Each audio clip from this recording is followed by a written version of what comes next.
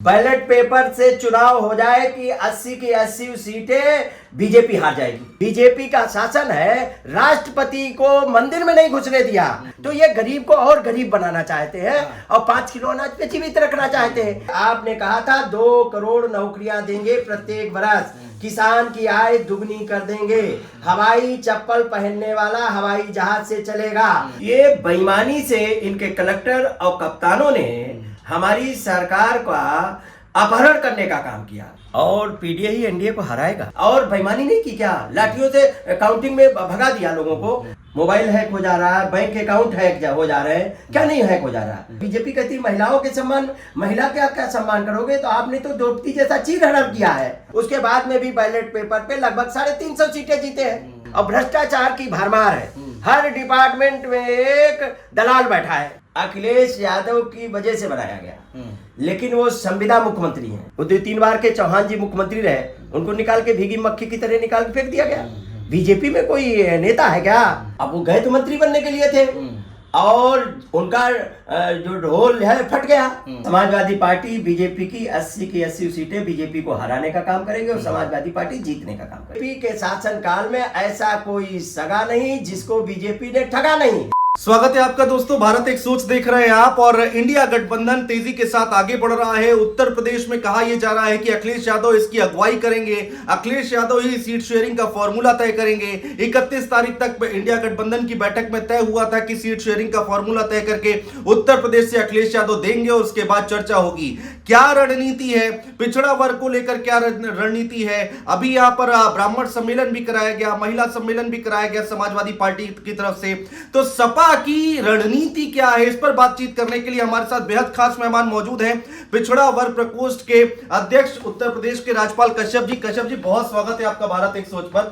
कश्यप जी, देखिए बहुत चर्चाएं हो रही है इंडिया गठबंधन की, और ये कहा जा रहा है कि भाई इस बार पीडीए को लेकर अखिलेश यादव बहुत आगे चल रहे हैं, हर जगह इंटरव्यू में भी बोलते हैं। तो पीडीए की रणनीति क्या है, समाजवादी पार्टी की रणनीति क्या है? देखिए, बीजेपी माननीय अखिलेश यादव जी के पीडीए से घबरा रही है और पीडीए ही एनडीए को हराएगा, क्योंकि पिछड़े, दलित, आदिवासी, अल्पसंख्यक आदि आबादी जो है उसका उत्पीड़न हो रहा है, उसके हक अधिकार मारे जा रहे हैं। और माननीय अखिलेश यादव जी ने, और उत्तर प्रदेश एक ऐसा राज्य है जो दिल्ली के रास्ते में अड़ंगा डालेगा। हाँ। और दिल्ली जाने से कोई रोकेगा तो उत्तर प्रदेश है, और उस उत्तर प्रदेश में है माननीय अखिलेश यादव। और माननीय अखिलेश यादव अभी लगभग 37% वोट अभी 2022 के इलेक्शन में मिला, और 22 के इलेक्शन में हमारी सरकार बन गई थी, हमारे विधायक जीते थे। ये बेईमानी से इनके कलेक्टर और कप्तानों ने हमारी सरकार का अपहरण करने का काम किया।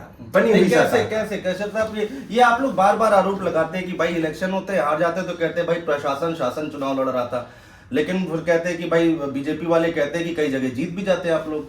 नहीं, कई जगह जीत जाते हैं, वो अलग विषय है। आप बताइए, 100 वोट से, 200 वोट से, 500 वोट से, 1000 वोट से, 5000 वोट से, ये लगभग 70 सीटें हरवा दी। 70 सीटें, कितने वोट कटवा दिए, और कितने तरीके से कितने हमारे लोगों को, वर्करों को जेल में भेज दिया, मुकदमे लिख दिए, नाना प्रकार से। और बेईमानी नहीं की क्या, लाठियों से काउंटिंग में भगा दिया लोगों को। आप बताइए, जो पढ़े लिखे लोग जिनका मतदान होता है बैलेट से, जो कर्मचारी होते हैं, हाँ, उसमें लगभग 350 सीटें हम जीत रहे हैं। नहीं, ये बात हम सही है कश्यप साहब कि हमने देखा था कि जब बैलेट पेपर से काउंटिंग हो रही थी विधानसभा के चुनाव में, तो सपा आगे चल रही थी। बाद में ईवीएम का मुद्दा बहुत उठाया जा रहा है कि ईवीएम में गड़बड़ी हो रही है, टेम्परिंग हो रही है। अभी कल देखिए एक वीडियो भी आया था जिसमें एक व्यक्ति दिखा रहा था कि कैसे कैसे इसमें धांधली हो सकती है। बीजेपी ये कहती है कि जब जीत जाए तो ईवीएम बढ़िया, नहीं तो ईवीएम बदनाम। नहीं, देखिए, मेरा कहना है कि मशीन से, कोई भी चीज मशीन है। हाँ, मोबाइल हैक हो जा रहा है, बैंक अकाउंट हैक हो जा रहे हैं, क्या नहीं हैक हो जा रहा है। जो मशीन है, मशीन को कोई भी हैकर हैक कर सकता है, कुछ भी कर सकता है।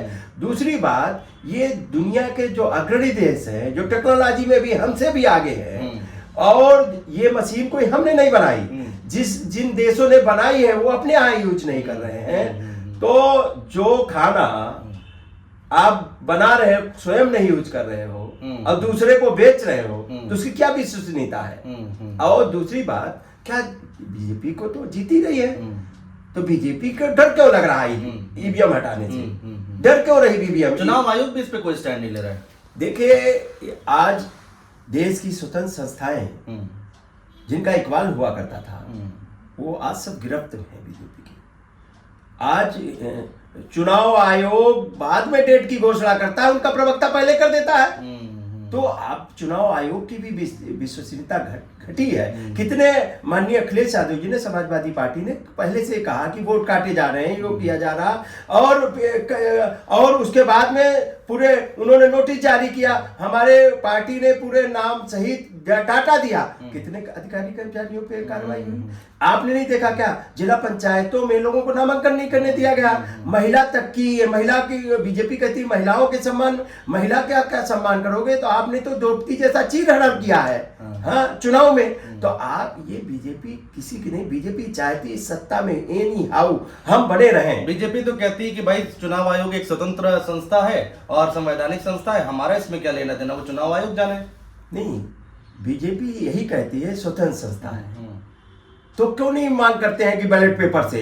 जब जनता में आवाज उठ रही, सारी पॉलिटिकल पार्टियां कह रही हैं, तो क्यों नहीं वो जनता की आवाज को देखते हुए बैलेट पेपर लागू कर दे रहे हैं? क्यों नहीं लागू कर दे रहे? अगर उनको इतना विश्वास है, और बैलेट पेपर में समाजवादी पार्टी जीत जा रही है। बैलेट पेपर से चुनाव हुए तो उत्तर प्रदेश में 80 में से कितनी सीटें लाएगी समाजवादी पार्टी?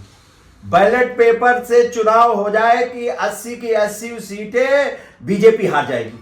क्या बात कर रहे हैं? अरे आपने नहीं देखा क्या? जब बीजेपी का 2022 के चुनाव में बीजेपी अपना शासन बल थल सब कुछ प्रयोग कर रही थी, लोगों को मुकदमा लिख रही थी, छापे डाल रही थी, और अनावश्यक छापे डाल के माननीय अखिलेश यादव जी की छवि बर्बाद की जा रही थी। उसके बाद में भी बैलेट पेपर पे लगभग 350 सीटें जीते हैं।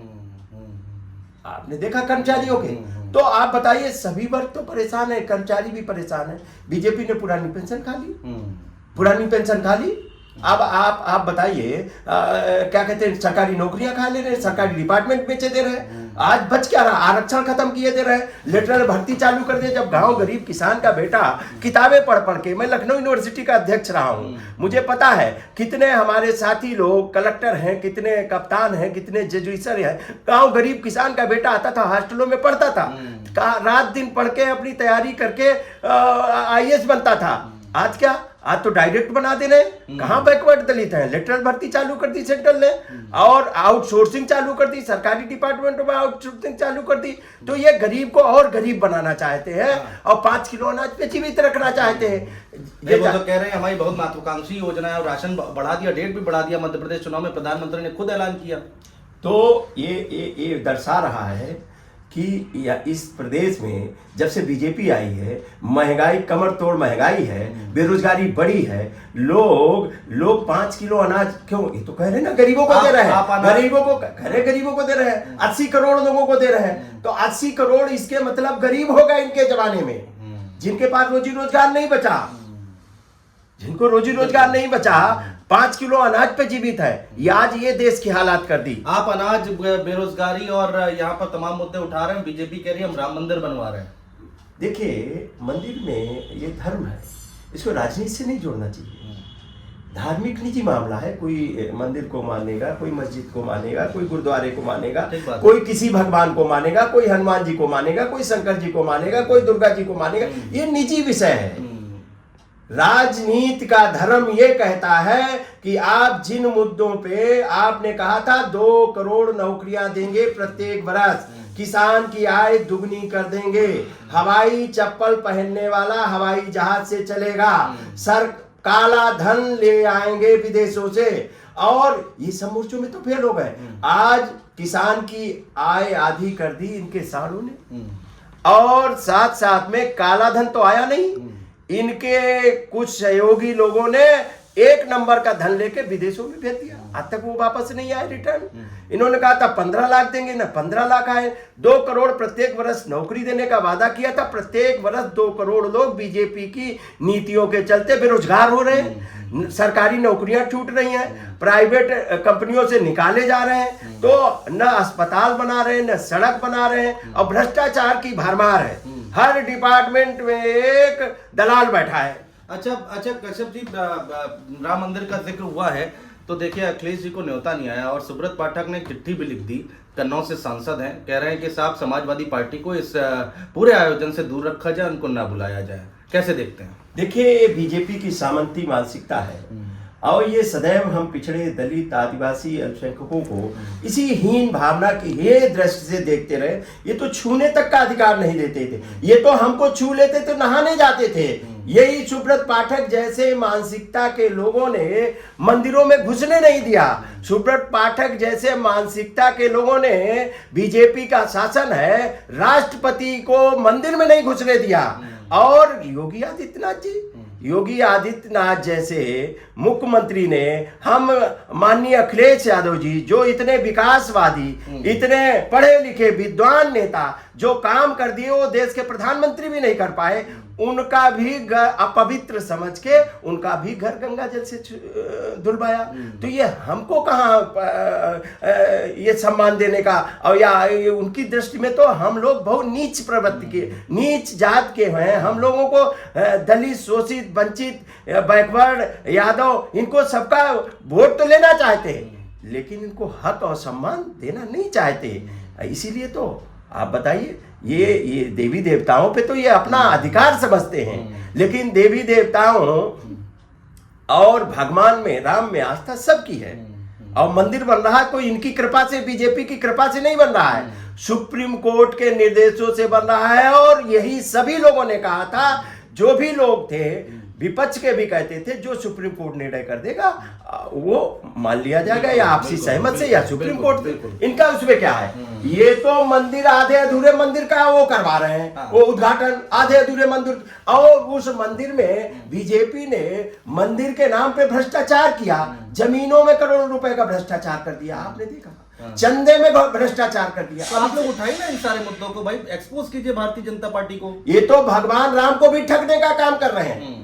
बीजेपी के शासन काल में ऐसा कोई सगा नहीं जिसको बीजेपी ने ठगा नहीं। भगवान राम को भी ठग लिया, उनके चंदे में भ्रष्टाचार हुआ, आपने देखा होगा। उनकी जमीनों को किस तरीके से भ्रष्टाचार खरीद फरोख्त में किया गया। तो इन पापियों पे क्या भरोसा किया जाए। अच्छा भाई, आपके साथी रहे हैं ओपी राजभर, और ओपी राजभर अब चले गए हैं एनडीए के साथ, भारतीय जनता पार्टी के साथ। वो कह रहे हैं पूर्वांचल में हमारा दबदबा है, हम खेल कर देंगे, देखिएगा पिछड़ों अति पिछड़ों की एकदम आवाज बन के आगे आ गए हैं। देखिए, वो कुछ नहीं करेंगे, वो जुबान से केवल बोलेंगे। वो कल क्या कहेंगे, परसों क्या करेंगे, उनका कुछ भरोसा नहीं। अभी तक वही योगी आदित्यनाथ कह रहे थे मंदिर में घंटी बजवाएंगे, प्रधानमंत्री के लिए क्या कहते थे, अमित शाह के लिए क्या कहते थे। आज वो उनकी चालीसा पढ़ रहे हैं, उनकी चालीसा पढ़ रहे हैं, लेकिन वो समाज के हक की बात नहीं कर रहे हैं। वो कहें कि हम बीजेपी में तब शामिल होंगे जब तक हमारे राजभरों का आरक्षण नहीं मिल जाता, हमारे निषादों का आरक्षण नहीं मिल जाता। डॉक्टर संजय निषाद है, तो डॉक्टर संजय निषाद जी जब ये सत्ता में नहीं थे तब ये आरक्षण की बात करते थे। कश्यप, निषाद, बिंद, धीमर, मल्लाह, कहार, गुड़िया, माझी, मजवार, रैकवाद, तुरहा, इस समाज की आरक्षण की डिमांड थी और हम लोगों ने बड़े आंदोलन किए। और हम समाजवादी पार्टी ने इनके लिए दिल्ली तक, जंतर मंतर तक धरने किए, यहाँ कई बार आंदोलन किए। और माननीय मुलायम सिंह यादव जी ने इन जातियों को, कश्यप, निषाद, बिंद, धीमर, मल्लाह, कहार, गुड़िया, माझी, मजवार, रैकवाद, तुरहा, राजभर, भर, कुमार, प्रजापतियों को, इन 17 जातियों को अनुसूचित जाति में परिभाषित भी करने का काम किया था। नेताजी ने भी किया था, माननीय अखिलेश यादव जी ने भी किया था। इनके कुम्हार के लिए पट्टे दिए थे, राजभरों को और निषादों को और कश्यपों को, 17 जातियों को 87 योजनाओं में 7.5% आरक्षण भी दिया था। आज वो आरक्षण खत्म हो गया, जो जिससे लोग ओपी राजभर को ये सब दिख नहीं रहा है क्या जो आप बता रहे हैं, और फिर भी बीजेपी के साथ है, क्यों? उन्हें केवल मंत्री कुर्सी दिख रही, अब मंत्री तो बन नहीं पा रहे। अब वो गए तो मंत्री बनने के लिए थे और उनका जो ढोल है फट गया, ढोल फट गया, क्योंकि वो कर रहे थे, घोसी की बड़ी बड़ी बातें कर रहे थे, घोसी में जिता देंगे, घोसी में ये कर देंगे, वो कर देंगे।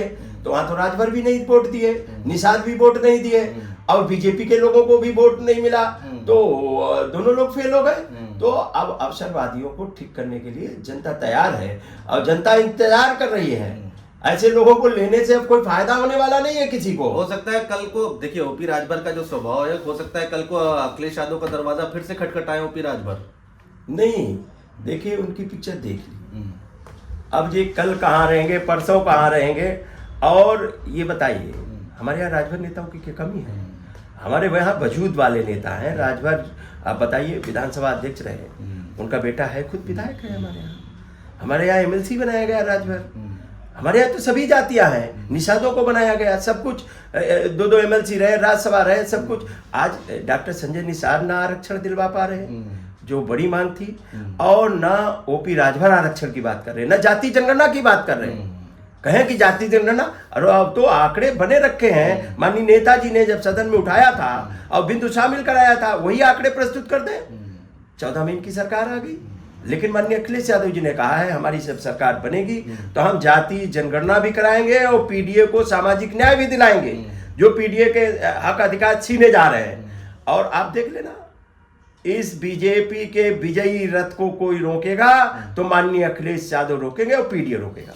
अच्छा, चूंकि हम अंतिम पड़ाव में हैं इंटरव्यू के, दरअसल भारतीय जनता पार्टी जो है वो मध्य प्रदेश से बड़ा मैसेज देने की कोशिश कर रही है। कह रही है कि साहब मोहन यादव को हमने बना दिया है मुख्यमंत्री, अब इसका असर उत्तर प्रदेश और बिहार की राजनीति पर पड़ता दिखाई देगा। उत्तर प्रदेश का यादव वोट बैंक अखिलेश यादव से छिटक जाएगा। ये कहिए, ये जितने पिछड़े लोगों को या दलित लोगों को कुछ अगर बीजेपी में मिल रहा है तो वो माननीय अखिलेश यादव की वजह से मिल रहा है। लेकिन वो संविदा मुख्यमंत्री हैं, संविदा कर्मी नहीं रखे जाते, चाहे जब आउटसोर्सिंग पे रखा वो उठा के निकाल के बाहर कर दिया मोहन यादव, और क्या, संविदा मुख्यमंत्री हैं। और आपने नहीं देखा वो 2-3 बार के चौहान जी मुख्यमंत्री रहे, उनको निकाल के भीगी मक्खी की तरह निकाल के फेंक दिया गया। बीजेपी में कोई नेता है क्या? यहाँ समाजवादी पार्टी के राष्ट्रीय अध्यक्ष माननीय श्री अखिलेश यादव जी स्वयं राष्ट्रीय अध्यक्ष है पार्टी के, और पिछड़े दलों क्यों नहीं जाति जनगणना करा देते हैं? अगर मुख्यमंत्री वो बन गए यादव, हम कहते अच्छी बात है यादव को बना दिया, वो भी माननीय अखिलेश यादव के डर से बनाया है, वो यादव के सम्मान में नहीं बनाया, माननीय अखिलेश यादव के डर से। और वहां जितने भी पिछड़े, यहाँ यूपी में भी बनाए गए पिछड़े दलित या कुछ बनाए जा रहे हैं, उनकी किसी की हैसियत नहीं आरक्षण मांग दें, वो डर की वजह से बनाए गए। बड़ी बात आप कह रहे हैं, मोहन यादव को मुख्यमंत्री अखिलेश यादव के डर से बनाया गया है। और क्या, अखिलेश यादव की वजह से बनाया गया, लेकिन वो संविदा मुख्यमंत्री हैं। हाँ, और वो क्यों नहीं जाति जनगणना की बात करते? पिछड़े तो जाति जनगणना की बात करते हैं, जाति जनगणना कराए। वहां आरक्षण कम है, 27% पिछड़ों को आरक्षण दिलवाए, बात करें, बात करके जिस दिन देखेंगे उस दिन दूध की मक्खी की तरह, चौहान की तरह निकाल के फेंक दिए जाएंगे। तो वहां कोई मुख्यमंत्री, यहाँ राष्ट्रपति दलित बैठ जाता है, उसके बाद में वो दलित को न्याय नहीं देगा। आदिवासी राष्ट्रपति हैं। इसी उत्तर प्रदेश में गोंड जाति के कई जिले हैं, लगभग 17 जिले हैं, उनमें जात प्रमाण पत्र नहीं बन पा रहा। क्यों नहीं आदिवासी राष्ट्रपति बनना चाहिए? आदिवासी राष्ट्रपति के होने के बावजूद भी जात प्रमाण पत्र आदिवासियों को नहीं बन पा रहा।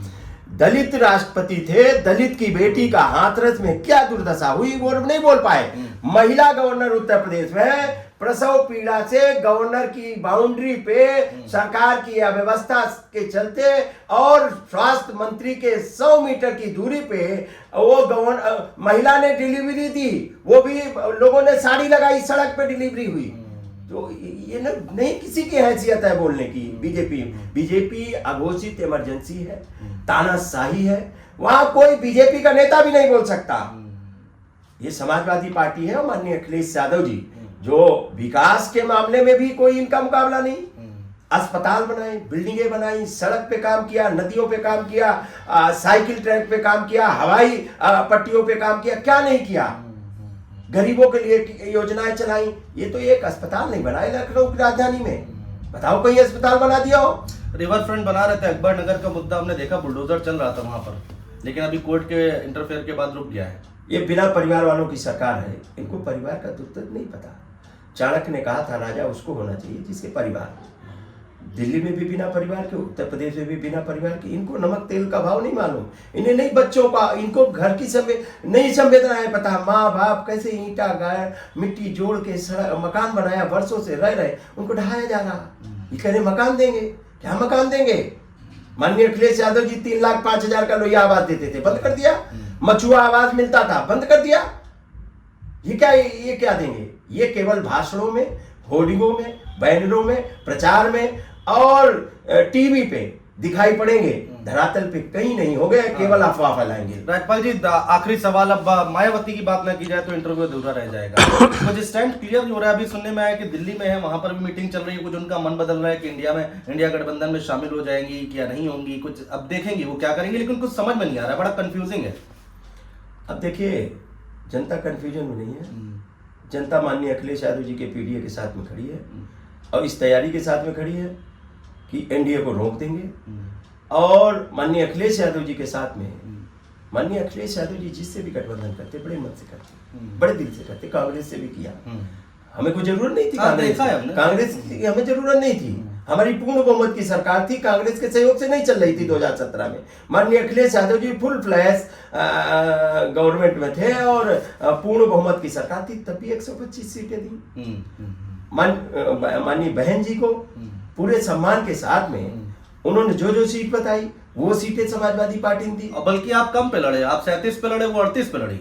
अब मेरे नेता का दिल देख लीजिए आप, हमारे नेता बड़ी सोच है। ये धरती पे कभी कभी ऐसे बिरले नेता पैदा होते हैं, माननीय अखिलेश यादव जैसे लोग, जो इतनी बड़ी सोच रखते हो, ताकत में होने के बावजूद भी उनमें घमंड ना हो, संस्कार हो, चरित्र हो। आप बताइए, और ऐसे ही माननीय नेताजी करते थे। लेकिन मध्य प्रदेश में उनको बुरा लग गया, कांग्रेस ने जो व्यवहार किया उनके साथ। अच्छा ये बताइए, हमारी 7 सीटें रही, हमारा जो वर्तमान विधायक था उस विधायक की सीट पे भी कांग्रेस ने हमें धोखा देने का काम किया। तो कहीं न कहीं ये आज जो परिणाम 4 राज्यों के आए हैं, अगर सब चीजें ठीक चली होती तो ये परिणाम नहीं होते, दूसरे परिणाम होते। इंडिया गठबंधन से बीजेपी बहुत घबरा रही है और माननीय अखिलेश यादव जी के। आप ये कह रहे हैं मध्य प्रदेश में अगर इंडिया गठबंधन लड़ा होता, अलग अलग ना लड़े होते, तो शायद तस्वीर कुछ और होती। निश्चित तौर पे बीजेपी हारती। और दूसरी बात, अभी भी बीजेपी हारेगी और इसको हटाएंगे हम ही लोग। देखिए, बड़ी बड़ी सरकारों का घमंड किसी ने ठीक किया तो समाजवादियों ने इस उत्तर प्रदेश में ठीक करने का काम किया।